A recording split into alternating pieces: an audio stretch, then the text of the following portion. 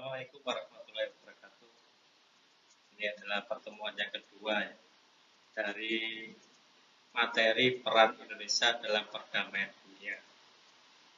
Saat ini kita membahas tentang perjanjian Indonesia, perjanjian internasional yang dilakukan oleh Indonesia.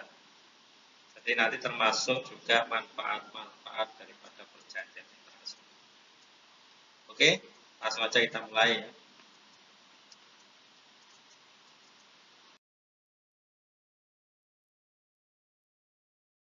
Jangan lupa dipersiapkan alat tulisnya untuk merangkum materi, dan jangan lupa juga absensi kehadiran sebagai bukti keaktifan kalian di dalam mengikuti pembelajaran di YouTube kali ini ya. Silakan ditulis di kolom komentar nama, nomor absen, dan kelas agar Anda bisa mengikuti pembelajaran ini untuk setiap kali ada update terbaru ya. Jangan lupa subscribe yang belum dan like.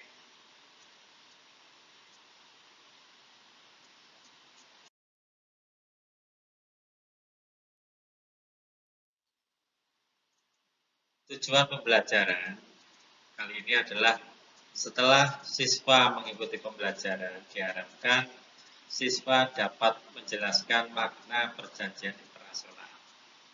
Yang kedua, siswa dapat mengidentifikasi kerjasama yang dikembangkan Indonesia dalam hubungan internasional.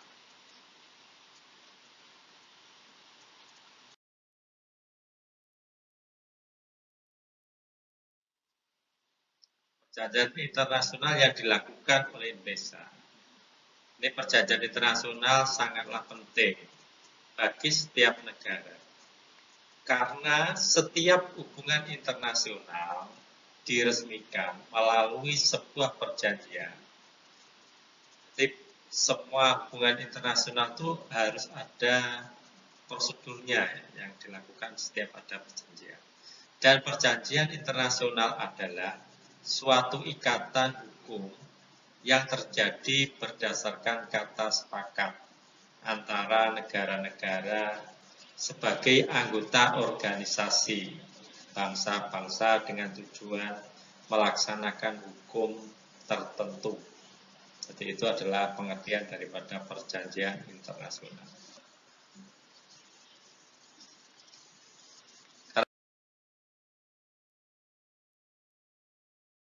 Definisi perjanjian internasional menurut tokoh yang pertama, Profesor Dr. Mokhtar Kusumaatmadja, ini memberikan pengertian tentang perjanjian internasional adalah perjanjian yang diadakan antar negara dan bertujuan menciptakan akibat-akibat hukum tertentu. Maksudnya hukum tertentu apa ya? Hukum perjanjian itu tentang apa? Lalu G. Schwarzenberger ini mengemukakan bahwa perjanjian internasional itu adalah suatu persetujuan antara subjek-subjek hukum internasional yang menimbulkan kewajiban-kewajiban yang mengikat dalam hukum internasional. Bisa berbentuk bilateral maupun multilateral. Jadi perjanjian internasional itu bisa bilateral maupun multi. Bilateral itu adalah perjanjian dua negara. Kalau multilateral itu adalah perjanjian yang dilakukan banyak negara.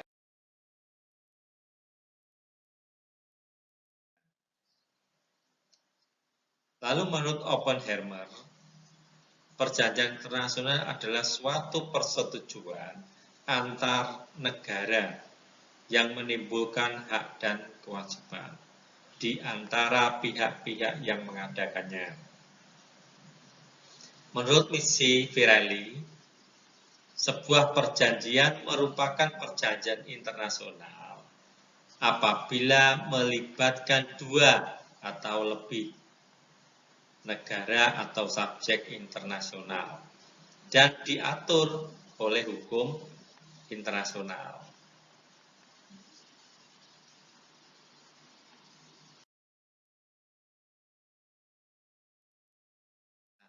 Sekarang istilah-istilah tentang perjanjian internasional istilahnya. Yang pertama ada traktat. Traktat itu adalah perjanjian. Itu perjanjian antar dua negara atau lebih, bisa bilateral, bisa multilateral.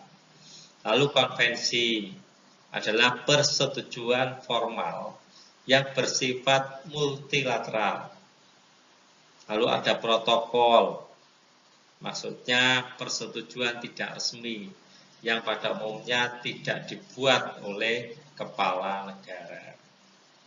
Lalu persetujuan, istilah persetujuan itu adalah perjanjian yang lebih bersifat teknis atau administratif. Lalu ada perikatan, ini istilahnya, yaitu sebuah perjanjian untuk transaksi yang sifatnya sementara dan tidak seresmi traktat atau konvensi. Lalu istilah berikutnya ada proses perubahan. Adalah catatan-catatan, ringkasan-ringkasan, kesimpulan-kesimpulan konferensi diplomatik. Lalu piagam adalah himpunan peraturan yang ditetapkan oleh persetujuan internasional. Deklarasi adalah perjanjian internasional yang berbentuk traktat dan dokumen tidak resmi. Lalu modus vivendi istilahnya adalah dokumen untuk mencatat persetujuan internasional yang bersifat sementara sampai berhasil melakukan sebuah pertemuan yang lebih permanen. Jadi itu adalah istilah-istilah perjanjian internasional. Sebetulnya masih banyak lagi istilah yang lain, tapi di sini saya ambil hanya beberapa istilah.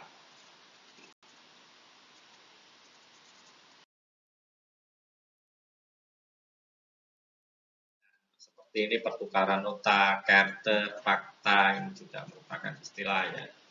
Ini nanti bisa kalian pelajari. Lalu menurut Mokhtar Kussumaatmadja, ini ada tahapan-tahapan perjanjian internasional. Ya. Jadi tahapan-tahapan perjanjian internasional. Yang pertama menurut Mokhtar Kussumaatmadja. Mokhtar mengatakan tentang perjanjian itu ada 3 tahapan.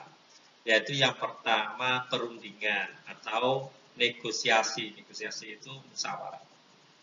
Lalu penandatanganan, pengesahan atau ratifikasi. Jadi manakala perundingan itu sudah diadakan, disetujui, ditandatangani, dan pengesahan. Artinya kedua belah pihak sudah sepakat.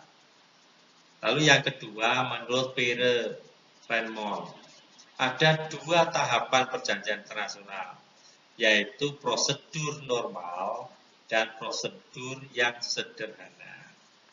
Artinya prosedur normal itu adalah persetujuan, ada tahapannya, yaitu perjanjian internasional itu harus dapat persetujuan dari parlemen.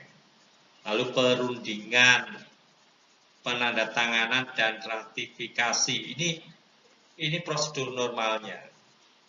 Lalu prosedur yang tidak normal atau yang disederhanakan, ini manakala ada sebuah kejadian atau peristiwa-peristiwa yang segera dilakukan penyelesaian. Jadi tanpa ada persetujuan parlemen tidak apa-apa. Karena dalam keadaan yang darurat. Jadi ini ada 2 tersebut.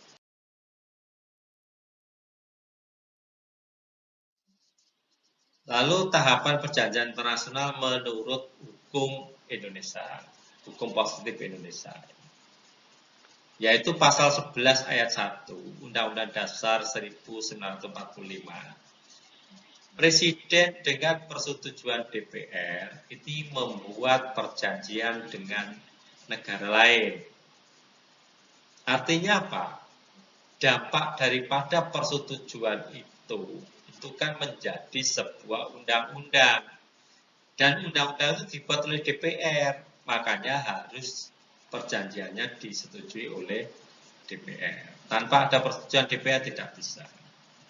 Lalu yang kedua, Undang-Undang Nomor 24 Tahun 2000 Pasal 4, bahwa pembuatan perjanjian antara pemerintah Republik Indonesia dengan negara lain dan organisasi internasional dilaksanakan berdasarkan kesepakatan dan dengan etika baik, ini perlu dicamkan, dan berdasarkan prinsip-prinsip persamaan kedudukan, saling menguntungkan, dan memperhatikan baik hukum nasional maupun internasional yang berlaku.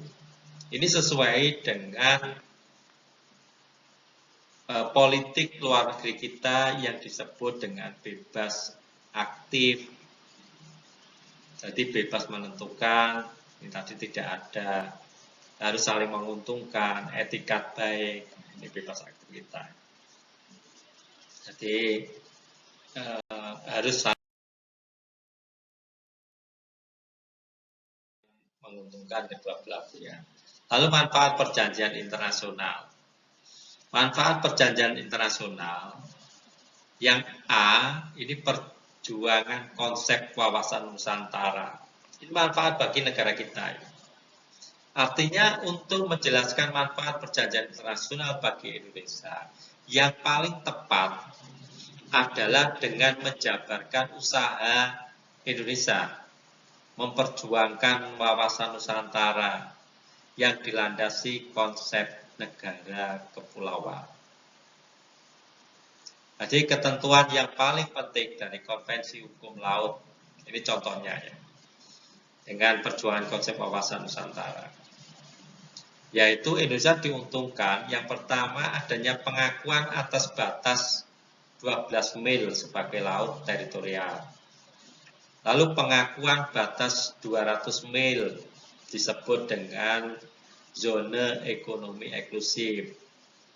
Dan pengakuan hak negara tak berpantai untuk memanfaatkan sumber daya alam dan kekayaan laut. Ini manfaat bagi Indonesia dari konsep wawasan Nusantara. Lalu dilihat dari segi lain, yaitu yang B, manfaat perjanjian terus bagi Indonesia. Ini adanya pengakuan dari negara tetangga. Saya ambil contoh ya, karena banyak ya, ini saya ambil contoh sedikit aja. Indonesia dan Malaysia, ini perjanjian mengenai landasan kontinen Selat Malaka dan Selat Natuna tahun 69.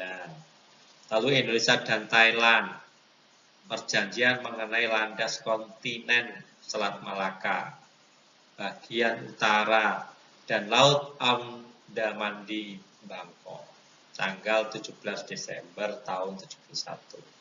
Lalu Indonesia, Malaysia, dan Thailand, ini perjanjian mengenai landasan kontinen Selat Malaka bagian utara yang dilakukan di Kuala Lumpur ya. Lalu Indonesia dengan Australia, ini penetapan garis batas dasar laut teritorial, ini tahun 71.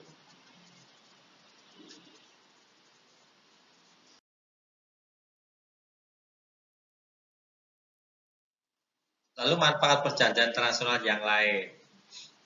Ini yang C, ini perkembangan luas wilayah. Jadi Indonesia itu akhirnya diakui luas yang sangat luas sekali ya. Jadi baik melalui bilateral maupun multilateral. Luas Indonesia itu berapa? Ini daratan dan atau kepulauannya merupakan luas 2.027.087 km persegi, luar biasa. Lalu laut teritorial Indonesia 3.166.163 km persegi. Lalu landas kontinen Indonesia adalah 800.000 km persegi. Lalu zona ekonomi eksklusif yaitu 2.500.000 km persegi. Ini yang sangat menguntungkan bagi bangsa ya.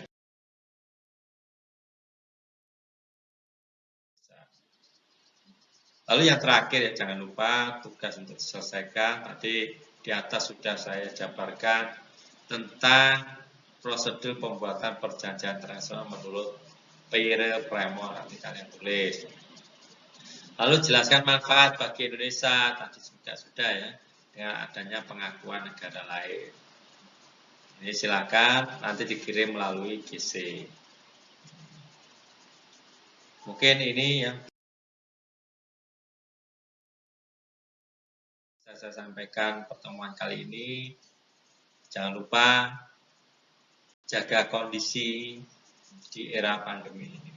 Sampai jumpa, selamat belajar. Semoga Allah selalu memberkati dan diberikan ilmu yang bermanfaat. Wassalamualaikum warahmatullahi wabarakatuh.